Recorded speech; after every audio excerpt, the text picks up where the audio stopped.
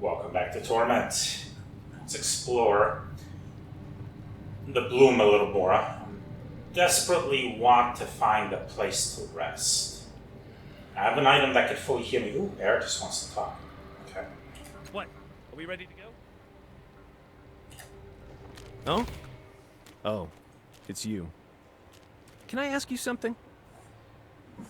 If you didn't know better, you'd think he looked thoughtful. He rubs the side of his face, then the corners of his sleep bruised eyes. I've been pondering some things for over an hour about what happened back there in Mila Vest. All those people with stories so like your own, and now so many of them have just stopped, and I barely knew them all. How? He pauses, toying with his doublet and staring at the sky. His glow pulses, growing brighter and brighter until it is hard to look at him directly. How are they supposed to be part of my story if they're dead? We don't like this thought. Suffuse him, blind him. Yes.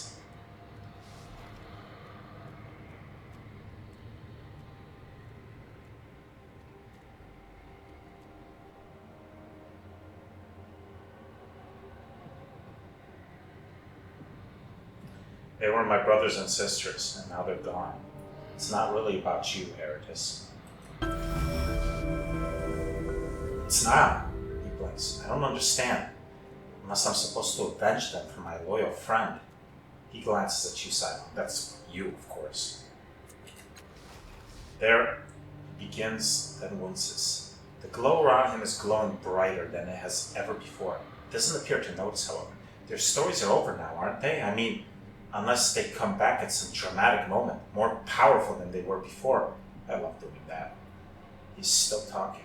We are filling his eyes and thoughts. He's still talking. But assuming that doesn't happen, what does it mean? Their stories matter to them, I think. But what do they matter now? The golden light of his aura and his casual words can't quite hide the glimmering beads of sweat rolling down his neck.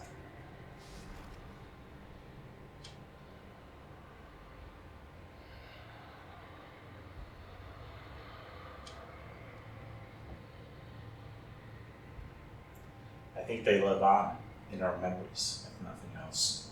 The stories of theirs that we know are part of something larger now. Yes, he says whispering, a larger story. I've always lived life to the next adventure, and now I'm wondering where it will end. What will it be like? He pauses, shocked by his own thought. What will happen after? You will inspire others to follow your example, to host us, to entertain us.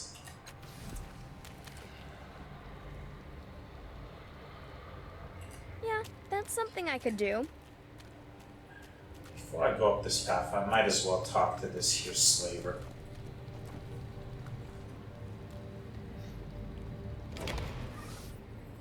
The fat little man turns towards you, a wide smile already on his face. Indeed, his smile is unnaturally wide, reaching almost to his ears.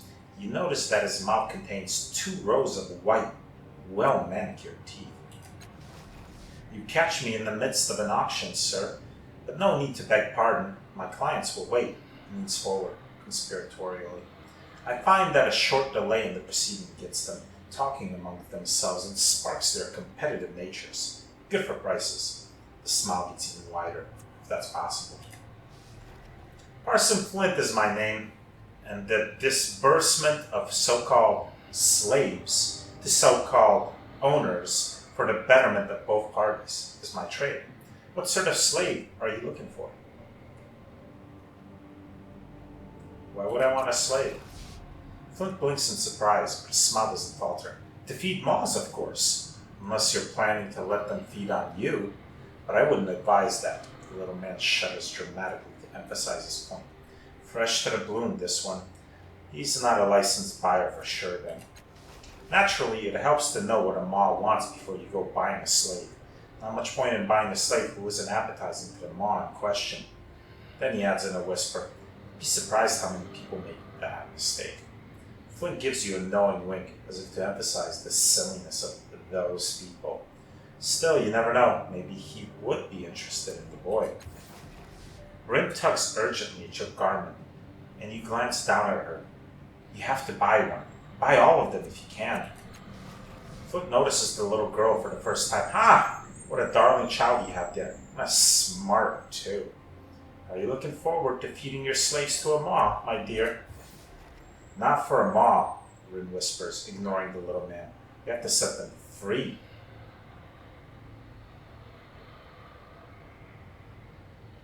Maybe you'd better explain how slavery works around here. Certain. These slaves, Flint nods at the bedraggled men and women in the pit, are convicts of the foulest sort. They are the very dregs of Sagas Cliffs and our surrounding communities. In order to pay their debt to society, many choose bloom slavery instead of prison or execution. These individuals are given to me, and I sell them to enterprising merchants who apply the bloom. Magnanimous agreement. To think that execution is the only option in some lands. Usually my clients come to me with specific requirements. Every maw has its own unique tastes, you see, and it won't open unless it gets precisely what it wants. So I offer an appropriate slave, and they feed that slave to the maw. And everyone is happy. Flint grins, both rows of teeth shining white from inside his enormous mouth. The slaves volunteer to be eaten. Flint blinks, apparently taken aback. They're desperate people, and being fed to the bloom is not a death sentence. Well, not always.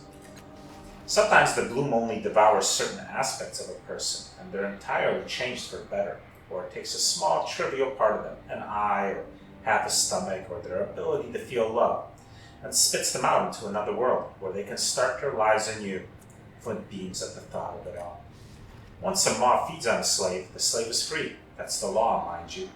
Unless the Murdens get hold of you. Flint crinkles his nose in disgust. They don't give a bird's turd about such things. So these slaves are all criminals. Of varying sorts, yes. The more vicious, the better. At least as far as my clients are concerned. Flint leans towards you again, his voice falling to a theatrical whisper. The bloom has a taste for the criminal element. Dangerous, predatory sorts of people draw its attention, sometimes for better, sometimes for worse. What is a maw, anyway? Maws are the mouse of the bloom, my friend. Sometimes they lead to other worlds, or to hidden pockets elsewhere in the bloom. One never knows, but that's part of the fun, you see. How do you know what a maw wants? Ah, but that is the question. Sometimes you could puzzle it out on your own by watching the maw, observing the behavior of its tongues. He wrinkles his nose, a disgusting business altogether. Better to ask someone who's been here for a long time. They're barking mad, most of them, but they have an uncanny sense of the bloom's desires. Some of them claim to hear the voice of the bloom in their minds. Hearing the voice of the bloom, ha! Flint whistles and waggles his finger at his head. That's when you know you're in trouble.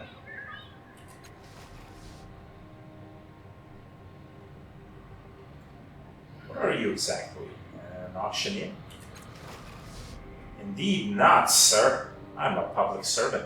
My work is indispensable for the fair city of Sagas Cliffs. I help these unfortunate wretches, gestures of the slaves in the pit, pay their debt to society, as it were. So, basically, you're an auctioneer. Flint bristles, but keeps smiling. As I said, I am a public servant. Sir, if not for my work, the criminal elements of Sagas Cliffs would have no choice but to rot in prison or die by yaks, as in the days of our uncivilized ancestors. Alright, well, I'll think about getting a slave maybe in the future, maybe not. Fine. The metal gates are firmly shut. They are blemished with age, but still strong. Let's talk to Bruska. This woman's face is lined with worry, though her thick build suggests that she could snap a spear in two without much effort. She continually glances toward the tunnel leading out of the courtyard, as though she hopes to see somebody. She runs a hand through her short, graying hair and mutters, "Gods." That's 2 missing. Where the hell are they? Finally, she takes notice of you. The wrinkles on her face harden immediately. What are you looking at? She juts a thumb toward the massive gate behind her. Nobody gets in the fortress without permission. I can already tell you don't have it. So keep walking. You look worried about something. What's wrong? She gives you a wry grin. It's that obvious. You'd be worried too if you had 2 patrols go missing and you were stuck on guard duty. Making a note. Listen, if you happen to see my missing soldiers, I'd appreciate whatever news you could give me. They'll be outfitted like me, she indicates her studded leather armor. I'd go looking for them myself, but she gives a kind of surrendered shrugs, leaving her thoughts unfinished. Or should I start looking for your missing patrols? That. Both of the patrols were tasked with collecting duties from their gangs. They're probably somewhere in the vast interior or one of the slums, but I haven't heard from them in some time. Given the nature of the bloom, they could be literally anywhere. If I find your missing people, will you let me inside? She gives you a pitying look. I don't decide who gets in. I just keep everyone else out. But if you find my men, I'll give you something for your trouble. Fair enough. What can you tell me about the Numenera? She's someone you don't want to cross. Like me. I need to see the Numenera. She places a casual hand on the hilt of her large blade. Nobody sees the Numenera, unless you got permission from someone who matters. Alright. I'll be back. 1 moment, and it's done. Alright, I suppose up the tunnel we go. I haven't talked to Waits for Prey yet, but it's probably not a good idea, especially now when I'm at 4 health. Fine. Maybe when I'm fully healthy, I'll consider it.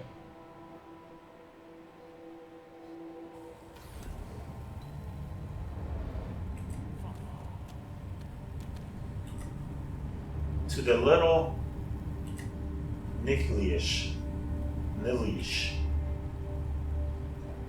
Absolutely. That's another I need. Some caravan guards. And some merchants and You want it Gristle. done right. As you approach, you see 2 well-dressed merchants in a heated conversation with a wiry man who is wearing an assortment of odd-looking leathers and hides. Upon seeing you, the wiry fellow shoos the merchants away and turns in your direction. Instead of feet, you notice that he has 2 hand-like appendages fashioned from metal and synth. Indeed, both of his legs have been replaced by these artificial arms that appear remarkably flexible. Looking for the trade post? The wiry man flashes a lopsided grin and jabs a thumb at the giant, toothy jaw behind him. Used to be in there until the bloom got hungry and ate it. At least I think that's what happened. Never can tell with this big old sack of guts we call home.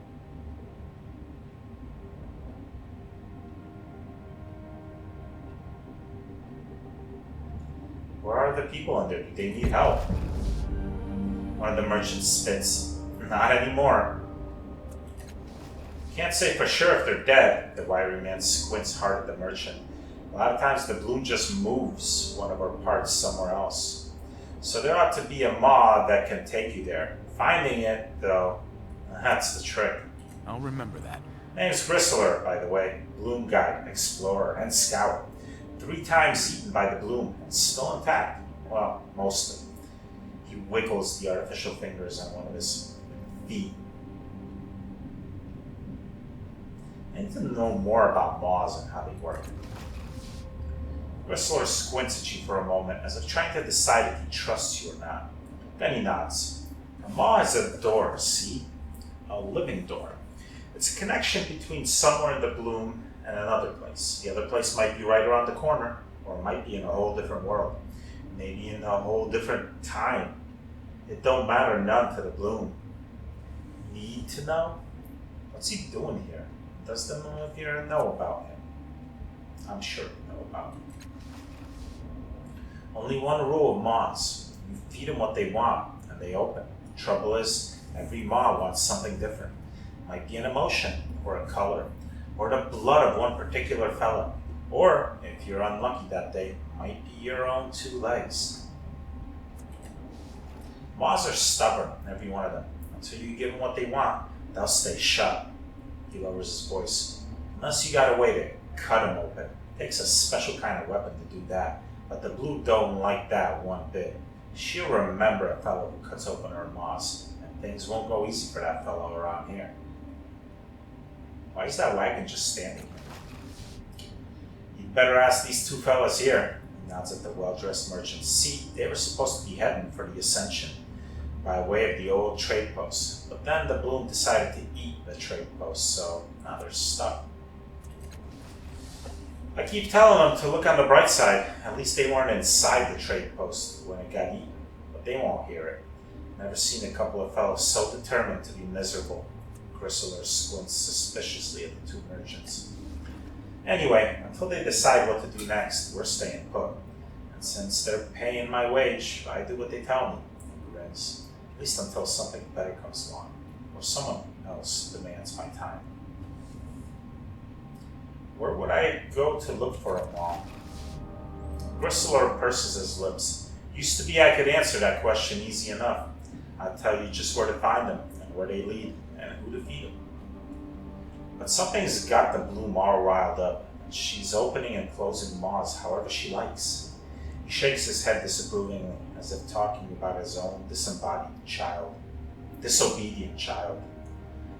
Change is coming. I can smell it. Figuratively, anyway. So if I was you, I'd try the darkest corner of this gut bag I could find. Dank and nasty places. That's where maws like to rip themselves into being. The slums are a good place to start. A little nilly-ish, Surgeon slump, foul little holes like that. Can you tell me a little more about the slums? Chrysler lets out a long puff of air, and you're fairly certain that his breath is the same color as the fetid smoke emitted by the Bloom itself. Certainly, it smells near as bad. Well now, he says, rocking back on the heels of his hand feet. From where we are right here, you can find your way to 3 of them. Little Neil-ish, where all them funny-looking mutants live. Surgeon Slump, where folk go to get their bodies hacked or healed. And the old slave block. He makes a sour face. Folk don't go there at all, unless they're Murdens. But Murdens don't really count as folk. Tell me about Little Neil-ish.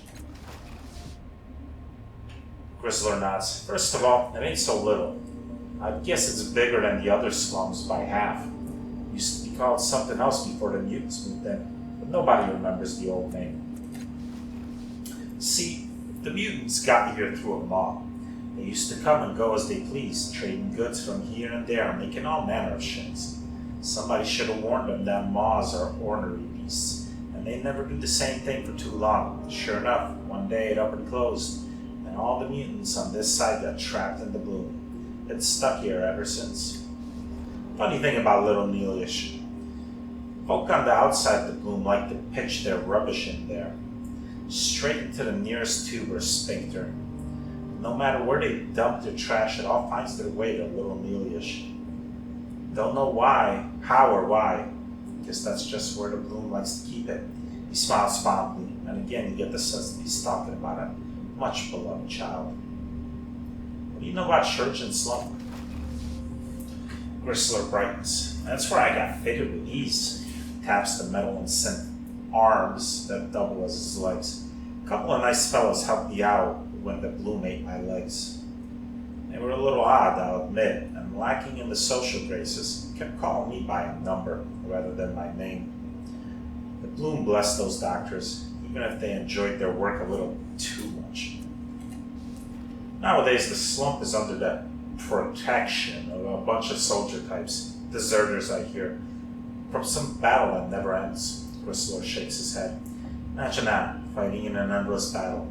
Should have thought it through before they signed up, that's what I say.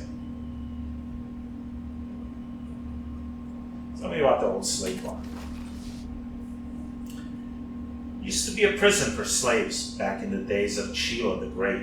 They carved it out of the bloom flesh with saws that spat solid light and blades that weren't there at all. Folks say that's where Sheila was chained up, and that's where her legend was born. Wouldn't know it anymore. It's all feathers and filth in there now, ever since the Murdens moved in. They're a pack of dirty thieves. If you get too close to one of them, your thoughts get all staticky. Makes it hard to do just about anything. I hear it's because they talk to each other with their minds. But I guess they can't do it quiet and polite.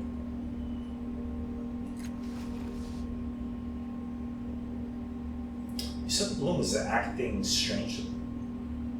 You know why? She's hungry for something or someone. I could hear it in her voices. Just like when a maw wants to eat somebody. Only this time it's the whole bloom. This sort of thing used to scare me a bit. Probably still should. I wonder if the Numenera knows who the bloom wants to eat. I bet she does.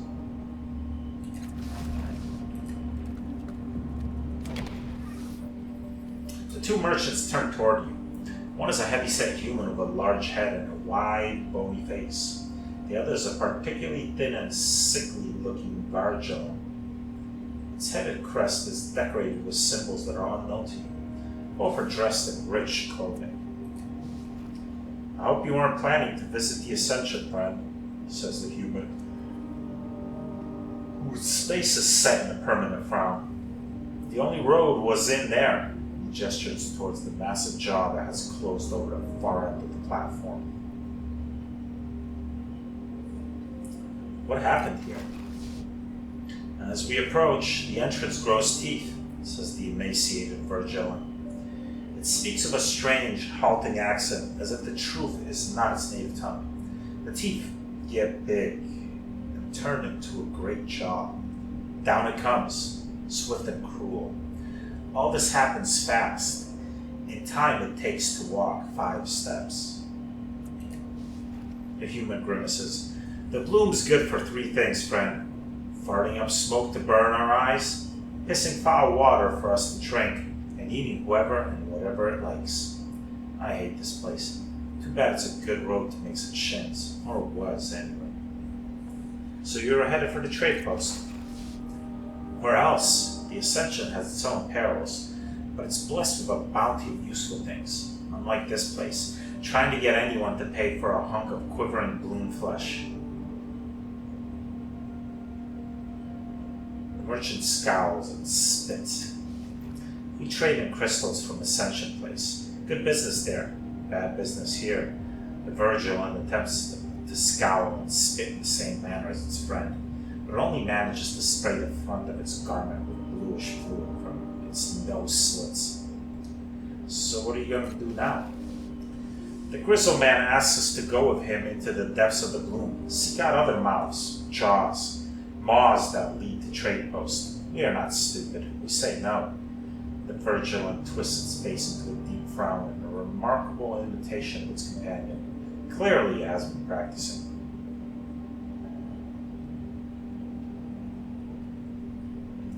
If I find another way, I'll come and tell you.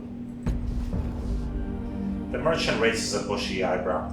That's charitable of you, which makes me assume you have some nefarious motive, but pay it no mind. I have a pessimistic nature. It's probably just talk. He won't find anything. If he does, he won't be bad for us. What do you think of your guide? You mean Gristler? The human gives you a sour look. He brought us safely through the well-traveled courtyard and across the many perilous meters of this platform. A gifted explorer indeed. Many speak well of the Gristle man, the Vargilian points out. They say the bloom likes him, if such a thing can be. You have anything to trade? Not yet. We offer salts and dyes and alchemical powders to our contact in the Ascension. Whatever it is, absorbs what it likes and gives us crystal and artifacts in return. If we ever manage to get there, then I might have something to trade. You could try that flesh merchant on the next platform. He turns to his companion. What's his name again? Mun, his name is Sundermun. The Bargelan bows its head each time it speaks the name. 2 men he is, but also one. Trying to get to the essential. What can you tell me about it? A world made of crystal, like this. The Bargelan plucks a finger-sized gemstone from its pocket. It seems to quiver of its own accord, as if it's alive. All things in Ascension made of crystal. Living creatures, too. It's a cold and dark place. The sun is too small in the sky. We don't venture far from the gate. That's the human. Nobody does. They're smart. I am the very soul of action.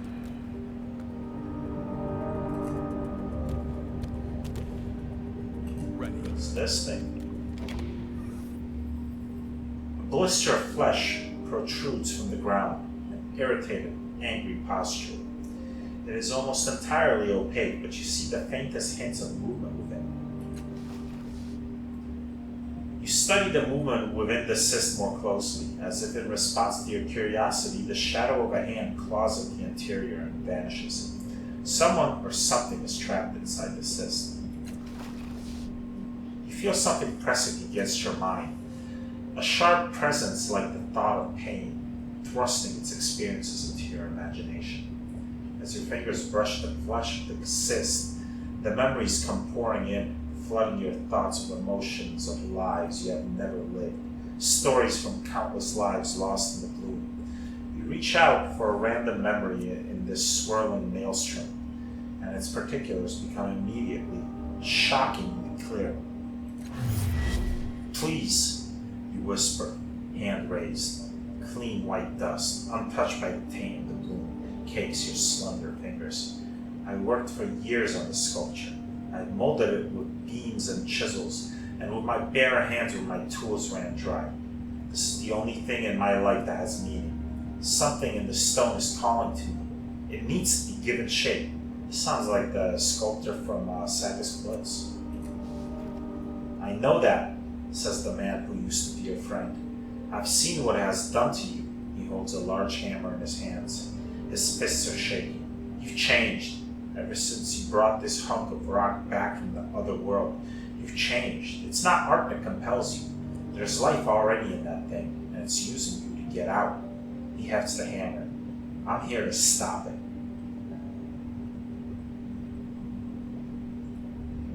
You won't ruin my creation. Step aside. This is your last warning. I will destroy it. And if I have to go through you, I will.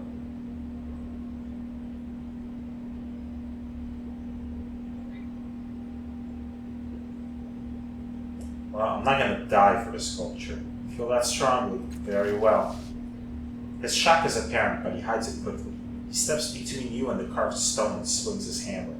On the first strike, you swear you can hear a high-pitched shriek, but you tell yourself it's just a rock crack. Another blow and another, and chips scatter in a spray of red and white. The shriek has subsided, but your mind is filled with a low and pained moan. He holds the hammer aloft for a final blow and brings it down with all his strength. Your statue explodes, and its pieces crumble. He stands and moves to the side, and for a moment you see a pool of blood amidst the shattered pieces. The memory fades. You wake from the vision, your body shaking involuntarily from the experience. A brief moment later, and you are rejoined in your own flesh. You find yourself once again standing before the massive cyst in the bloom. You kept your host safe, but you sensed that wasn't what was needed here. This vision, and the others contained within the cyst's fibers, are a lock of sorts. To open it, you will need to suffer. You will need to become prey.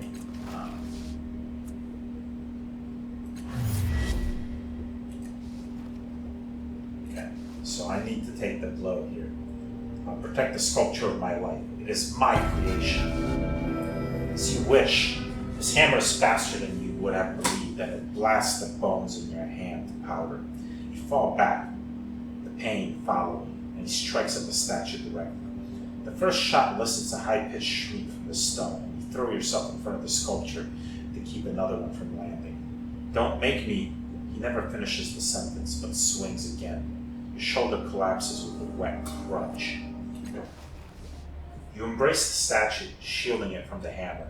After a few blows, he focuses entirely instead on you. Grunting and growling, blood spatters the stone beside your cheek. At last, you topple bonelessly to the ground and watch as he reduces your masterpiece to a pile of rubble and splinters. You struggle to summon a single breath, a single sob.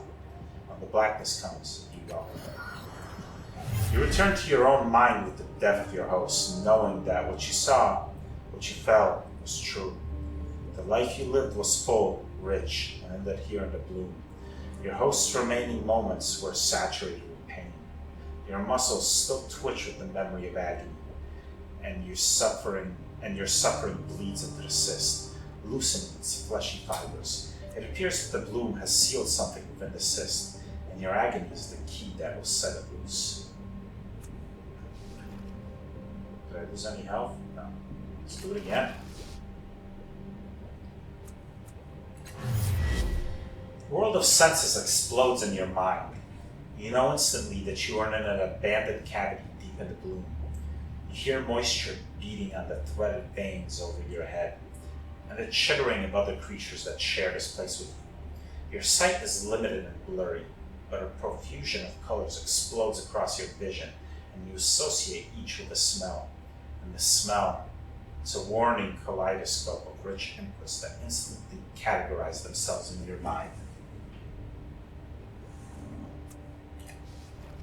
Food, fetid warmth, family, and shelter lie ahead, beneath the base of a thick, outflung tentacle.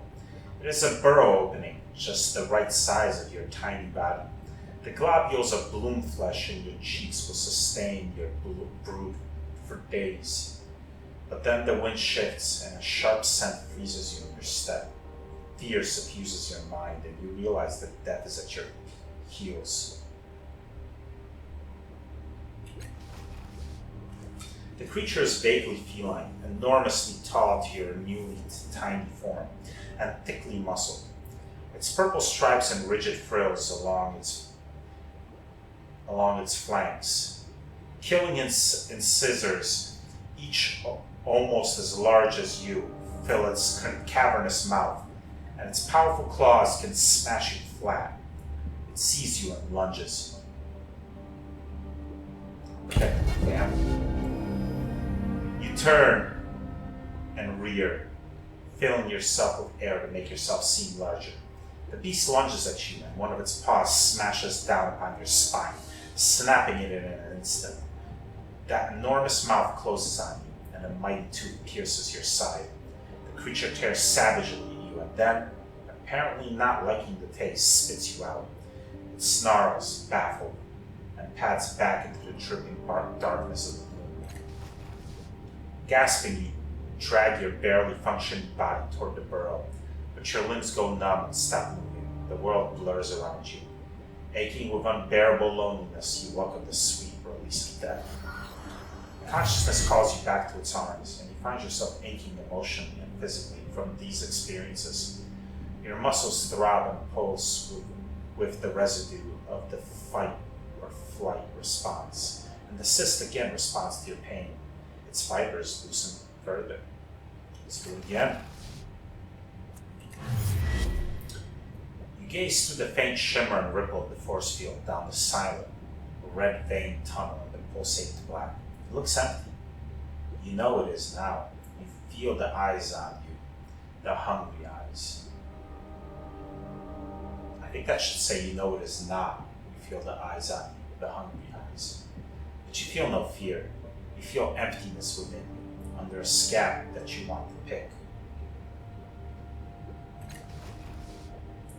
You remember her laughing face. You remember her closing her eyes, the tentacles of her hair writhing around the back of your head, pulling you in for a kiss. You remember her delighted laughter when you told her you'd found the lost settlement at the end of a quiet tunnel in the bloom, untouched by scavengers, a fortune lying on shelves and in neat crates. You remember leading her by the hand.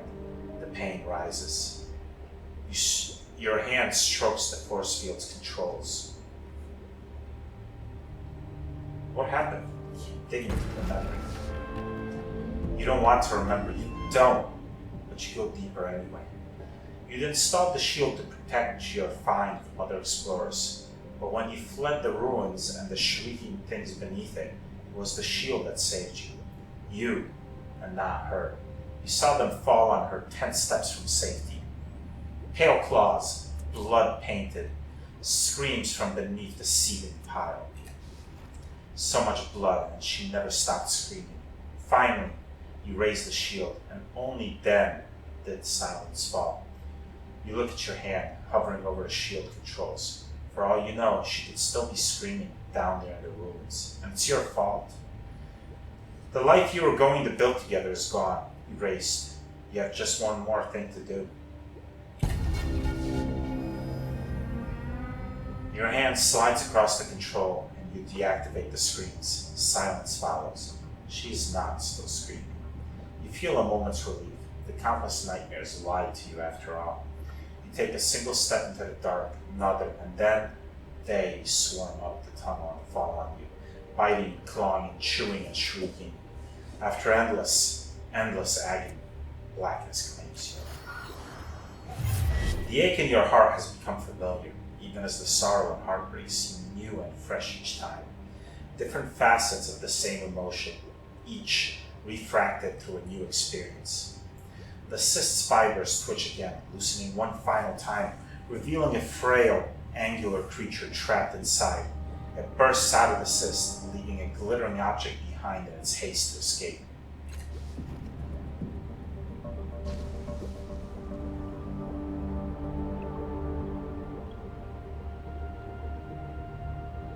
It's like, I'm out! I'm out! Not that the cyst has disgorged its prisoner. The husk looks hollow, deflated, defeated. Something catches your eye. It's a piece of sharp metal that protrudes just underneath a fold of decaying bloom flesh. You cannot begin to guess at its function, but it's small and easy to carry. You slip it in your pouch. A mesmeric handle. Ooh, it's an artifact. You found this object inside a ruptured bloom cyst. It's made of azure steel and resembles the hilt of a small knife, but the blade is missing. This device is inert because it lacks power, but its potential energies are great, tapped and conducted through strange dimensions. It would require an appropriate power source to reactivate the missing blade. Sweet. I'll remember that. Never seen anything like that, she mutters, hands on her hips. But if the abacos was holding that object, it's full of trans-dimensional energy, or it was, she pauses. Probably worth a closer look. Anything else in there? No? Cool. Alright, let's leave off here and we'll talk to these folks up here and explore the bloom some more next time.